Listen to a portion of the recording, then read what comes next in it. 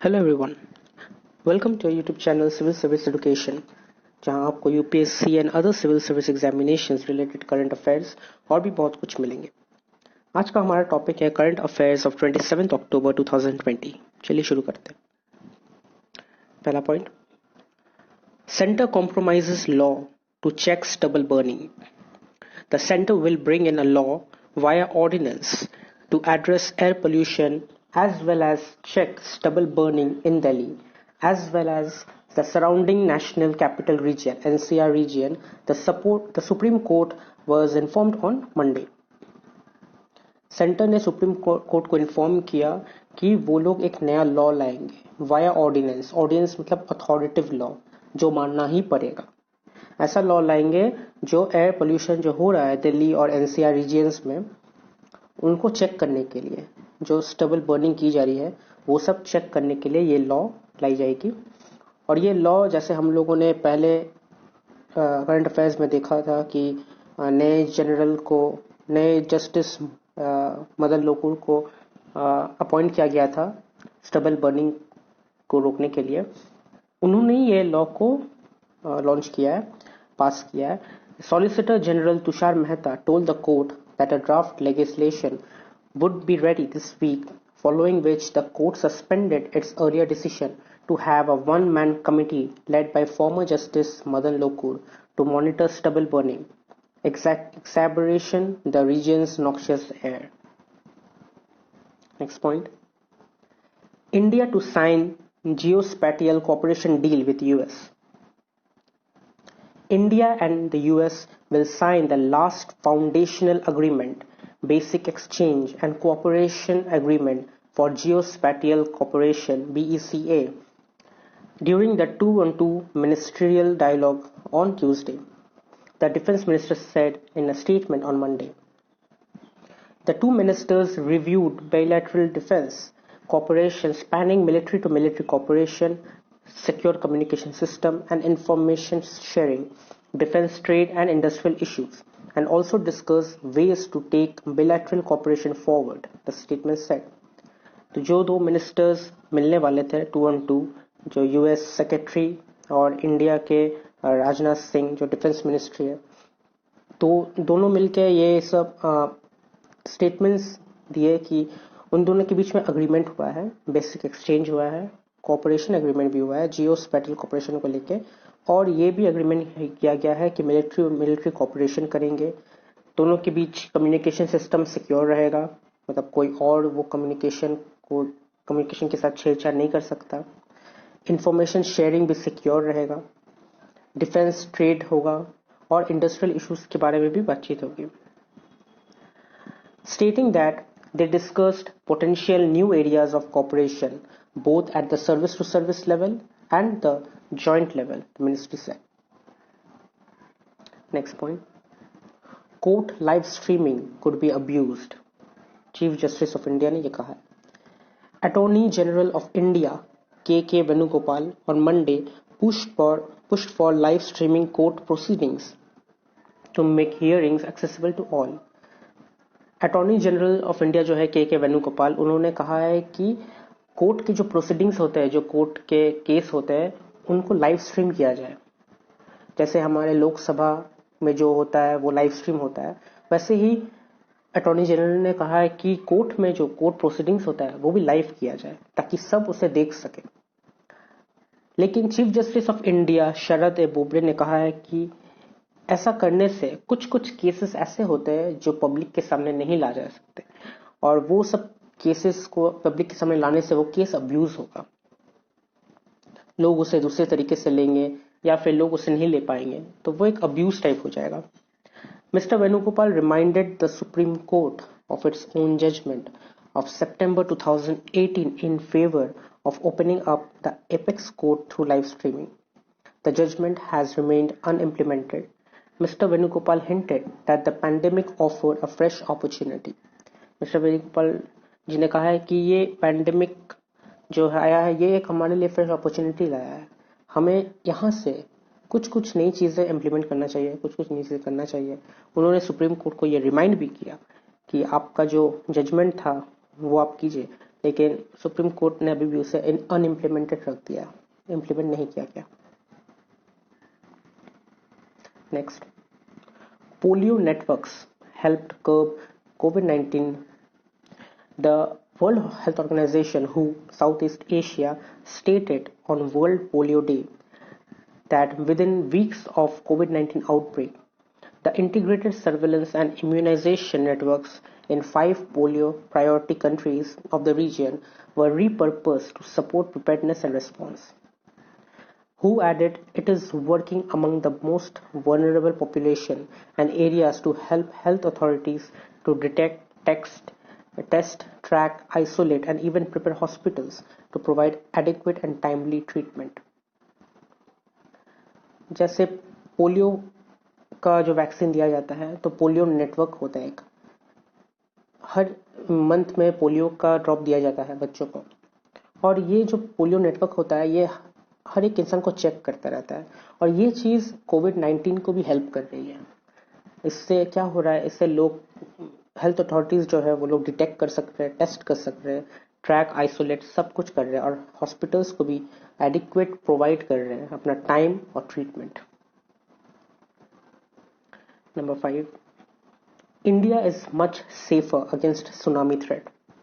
India is much safer against tsunami threat than it was in 2004, thanks to the state-of-the-art tsunami early warning system established at Indian National Center for Ocean Information System.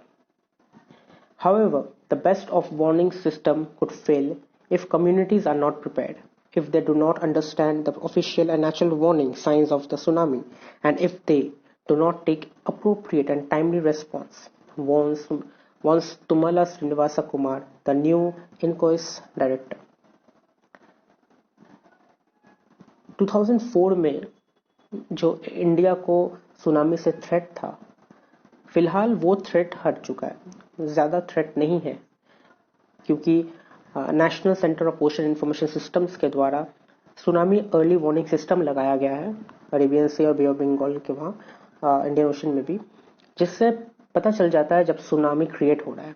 जब tsunami create होता है तो वो जो system है tsunami early warning system, वो पहले ही warning कर दे देती है कि सुनामी आने वाली है। तो ये एक हेल्प होता है, पहले से पता चल जाता है ताकि लोग को इवैक्यूएट किया जाए, वहां से हटाया जाए, ताकि कम से कम डैमेज हो।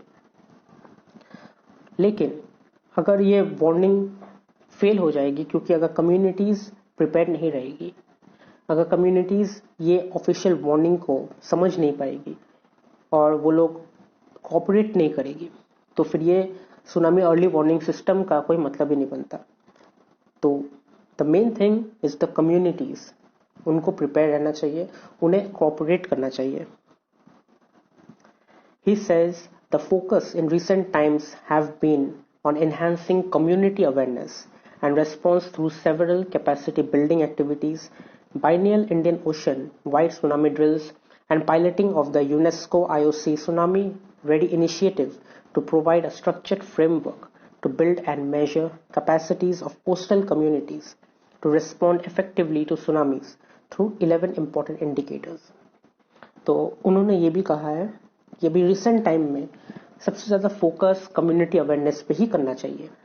हमारे पास सिस्टम है, कोई बात नहीं, system is good, but community awareness is much important. Community को बिल्ड करना पड़ेगा, कम्युनिटी को सुनामी का ड्रिल सिखाना पड़ेगा, क्योंकि वो लोग वो एरिया में रहता है जहाँ पे सुनामी प्रोब एरिया है, जहाँ पे सुनामी आ सकती है, कभी आई भी है, और इसीलिए उन लोगों को सुनामी ड्रिल्स करवाना पड़ेगा कि जब सुनामी आएगा ऐसे सायरन बजेगा तो आपको यहाँ से हट जाना है, आपको कोऑपरेट करना है। So they have to do these measures and they have to do the coastal communities' duties. Next point. Responsible fuel pricing needed. Global energy producers must pursue more responsible pricing policies, and India needs affordable and reliable energy source, Prime Minister Narendra Modi said on Monday, arguing that world fuel prices have been on a roller coaster for far too long.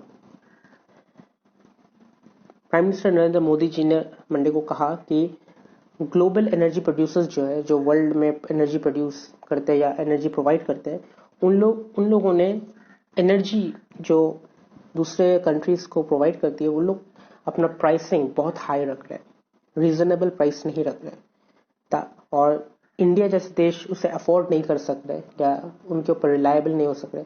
तो prime minister ने ये कहा है कि world global energy producers लोगों को अपना price को रीजनेबल करना जरूरी है, ताकि इंडिया जैसे कंट्री अफोर्ड कर सके और रिलायबल हो सके उन लोगों पर।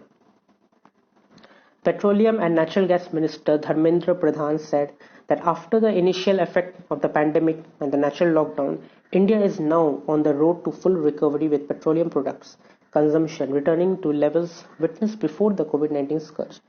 और जाहिर सी बात है रीजनेबल प्राइसिंग तो नहीं होगी, क्योंकि लॉकडाउन की वजह से, पैंडेमिक की वजह से उन लोगों को भी बहुत ज्यादा लॉस हुआ है, तो वो लोग भी अपना प्राइस को हाई रखेंगे ऑफ कोर्स।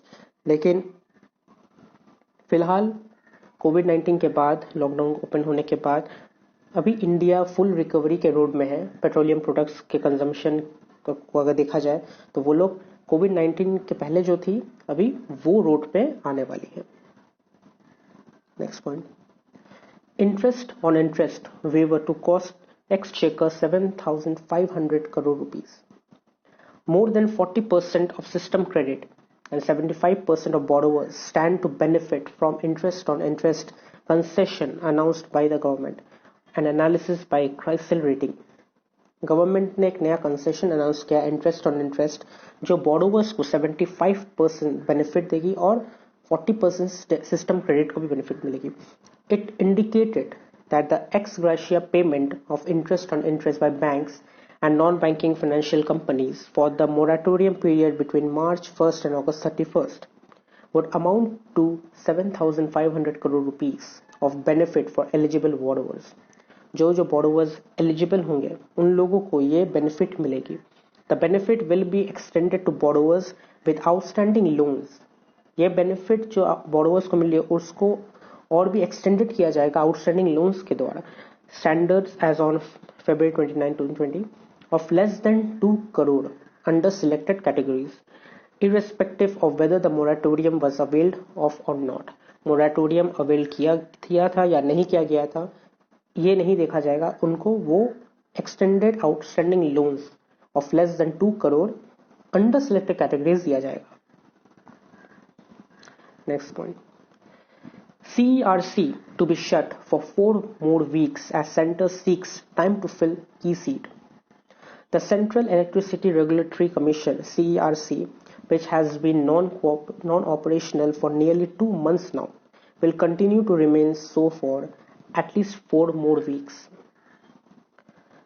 जो सेंट्रल इलेक्ट्रिसिटी रेगुलेटरी कमीशन जो है वो नियरली 2 महीने तक ऑपरेशन में नहीं है, काम नहीं कर रही, और शायद और 4 वीक्स और वो लोग नॉन ऑपरेशनल मोड में ही रहेंगे।